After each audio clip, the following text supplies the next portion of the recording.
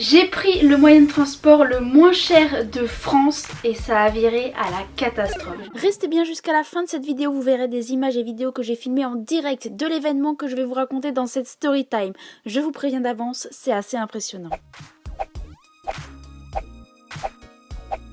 Je vais vous raconter cette histoire qui m'est arrivée le 14 novembre 2019 alors que je faisais un trajet Paris-Grenoble en bus. Et ça s'est vraiment très mal terminé, ça a été une très grosse aventure, une très grosse peur.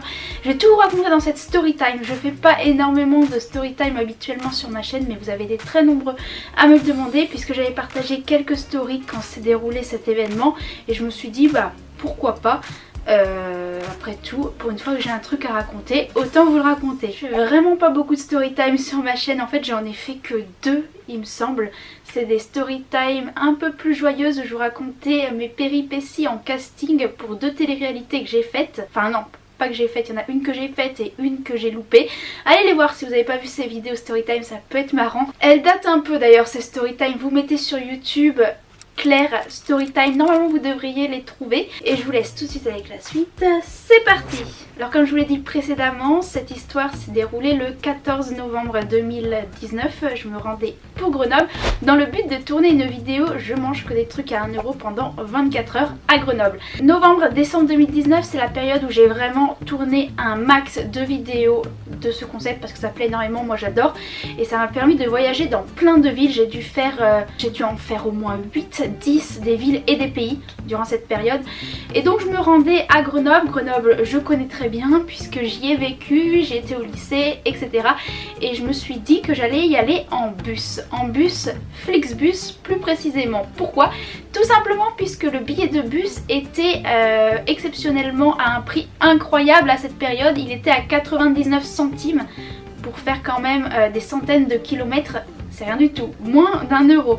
Alors j'avais déjà pris plusieurs fois le Flixbus, tout s'était très bien passé. À savoir également que toutes les places ne sont pas à si petit prix. En général il y en a juste quelques-unes dans le but de combler les espaces vides et pour éviter que le bus parte, voyage avec tous les sièges qui ne sont pas remplis. En gros c'est pour rentabiliser un maximum le voyage. Donc moi j'avais eu ce siège à 99 centimes. Le matin du 14 novembre, je pars avec ma valise en gare de Paris-Bercy, la gare routière. Aucun souci. Le bus est là, je mets ma grosse valise, alors elle est énorme ma valise, je partais avec toutes mes affaires puisque j'avais pour intention de rentrer également chez moi. Valise énorme comme ça avec les roulettes, il y avait tous mes vêtements que je ramenais pour faire les lessives et tout. Et donc je la mets dans la soute, moi je monte dans le bus.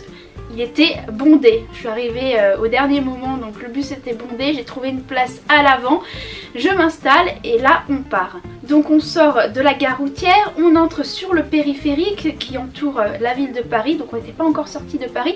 Moi tranquille, je m'installe, il y a des gens qui dorment autour de moi. Je sors mon ordi pour faire une miniature d'une vidéo qui devait sortir quelques jours après.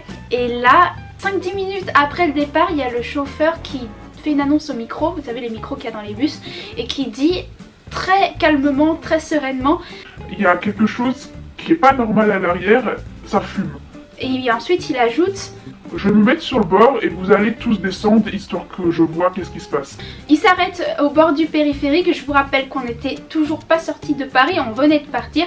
Je tourne la tête pour regarder à l'arrière du bus, effectivement il y avait une fumée grise, pas énormément, mais suffisamment pour que je me dise au fond de moi, c'est pas normal. C'est pas normal, là il se passe quelque chose. Je sors du bus, alors moi j'étais dans les premières à sortir puisque j'étais à l'avant. Une fois sortie du bus, je retourne ma tête à l'arrière, il n'y avait plus une petite fumée.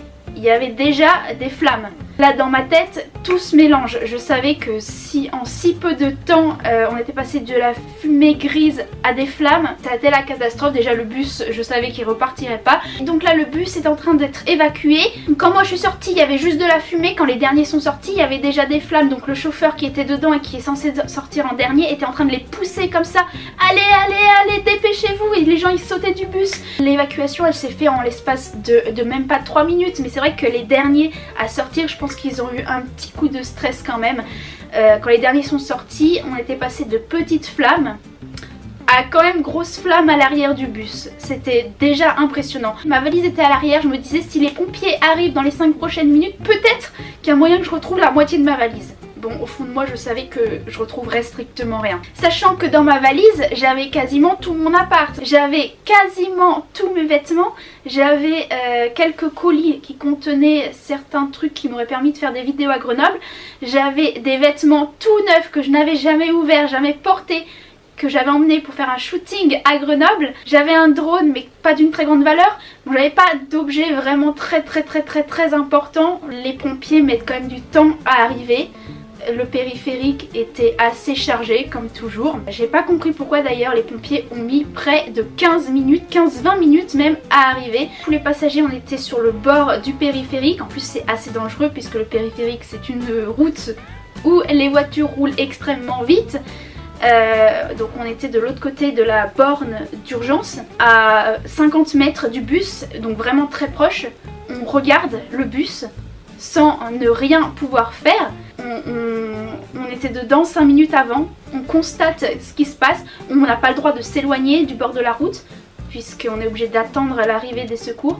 On n'a rien d'autre à faire en fait que regarder, filmer et être choqué en fait. Tu peux pas imaginer que ça va t'arriver à toi et tu sais pas comment réagir. Franchement j'étais sous le choc, j'avais l'impression d'être dans un rêve, d'être dans un état secondaire pendant quelques minutes. 10 minutes après que tout le monde ait évacué le bus, il y avait déjà des flammes de 20 à 30 mètres de haut et puis les flammes étaient passées de l'arrière jusqu'à l'avant. Il y avait du feu clairement de partout, au-dessus, en dessous, à l'intérieur. Il y a même eu plusieurs explosions, il y a dû y avoir 5-6 explosions, les explosions de tout ce qui explose dans un bus, le moteur, les batteries, je sais pas quoi. Ensuite les secours sont arrivés pour voir s'il y avait des blessés. Il n'y avait pas de blessés physiques puisque tout le monde est sorti à temps. Les secours ont juste pris en charge une personne qui était dans un état de blessure psychologique, dans une crise d'angoisse extrême. Une personne qui était devenue complètement folle, qui voulait absolument récupérer ses affaires dans la soute alors que le bus était à ce moment-là complètement recouvert de flammes avec des flammes de 20 mètres de haut. Ensuite les pompiers donc ont commencé à essayer d'éteindre le feu, ça a duré un bon petit moment. Nous on a marché le long du périphérique pour rejoindre Paris et on a observé la scène depuis un pont. 20 minutes plus tard le feu était totalement éteint, il y avait strictement plus rien du bus, il restait une carcasse de métal, il y avait plus grand chose des sièges, les bagages n'en parlons pas, il n'y avait plus rien. Ouais, il n'y avait plus rien du tout, ils ont même bloqué le périphérique entier pour faire venir un convoi spécial pour ramasser la carcasse. Du coup nous on a attendu dans le froid pendant près d'une heure et demie quand même pour qu'un autre bus, Flixbus, nous ramène à Paris. On était dans Paris déjà, mais ils devaient nous ramener à la gare routière de Paris-Bercy. Ils ont mis 1h30 à faire amener un bus. Et ensuite, une fois revenu à la gare de Paris-Bercy, il était prévu qu'un autre Flixbus prenne tous les passagers et fasse le voyage Paris à Grenoble. Moi, je me suis dit qu'après tout ce qui s'était passé, j'allais pas reprendre le bus Flixbus de sitôt et que j'avais pas du tout envie de faire 8 heures de trajet en bus. Et puis en termes de consolation et pour s'excuser de cette petite gêne, Flixbus nous a quand même fait un petit geste commercial. Ils nous ont offert un sandwich. Un sandwich au thon. Un sandwich au thon. Le bus venait de brûler, j'avais perdu toutes mes affaires.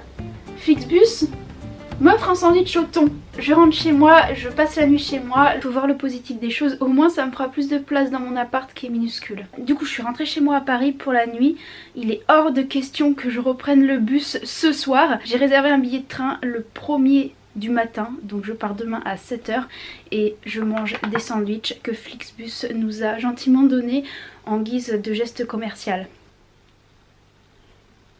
C'est la dernière fois de ma vie que je prends un Flixbus, mais vraiment la dernière fois. J'étais ultra satisfaite avant cette expérience de leur service, je trouvais ça pas cher, pratique. J'avais déjà à plusieurs reprises voyagé grâce à Flixbus et là ça m'a totalement dégoûtée. J'ai mes mains qui tremblent encore tellement ça m'a stressée cette situation. Je pense que ça se voit aussi à ma tête. Sinon le positif c'est que j'avais ce sac avec moi et du coup j'ai pu sauver tout mon matériel professionnel heureusement. Le Mac, les téléphones, les caméras, mon portefeuille avec tous mes papiers. Bref tout ça c'est sauvé heureusement. Le lendemain matin je prends du coup un train très tôt pour Grenoble. Pour conclure ce défi on peut dire que prendre le moyen de transport le moins cher de France revient à prendre le plus cher. Puisque prendre un train la veille pour le lendemain, imaginez le prix. Le voyage en train s'est très bien passé, en tout cas mieux que le trajet en bus qui lui a viré au cauchemar, à la catastrophe, qui a très mal tourné. Flixbus a quand même pris le temps le lendemain d'appeler tous les voyageurs du bus qui avait brûlé pour prendre des nouvelles, pour savoir comment on allait. Il nous expliquait les démarches à faire pour pouvoir être dédommagé de tout ce qu'on avait perdu. Un mois plus tard, j'ai été dédommagée, donc ça c'était la moindre des choses, mais ça a été fait, donc ça c'est cool. C'est une expérience qui m'aura marqué, beaucoup marqué. Après ça m'a énormément choqué sur le coup, mais j'ai réalisé ensuite que j'avais pas tellement perdu grand chose. Le plus important c'est d'être en vie, c'est d'être là, c'est pas le matériel.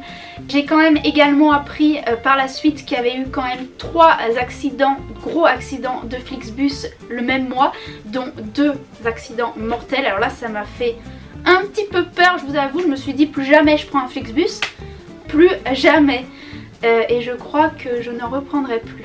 Voilà, c'était ma petite story time. J'espère qu'elle vous aura plu. C'était une aventure pleine d'émotions. Si ça t'a plu, n'oublie pas de me laisser un pouce en l'air. Dis-moi également dans les commentaires si vous aimez ce genre de vidéo où je parle face caméra. Je vous avoue que je ne suis pas hyper à l'aise face caméra, mais j'espère que ça se voit pas trop. Rejoins-moi sur Instagram pour suivre toutes mes aventures, toutes mes péripéties, parce que je peux vous dire qu'en ce moment, des péripéties, il s'en passe dans ma vie. Et puis on se retrouve très vite dans une prochaine vidéo. À bientôt!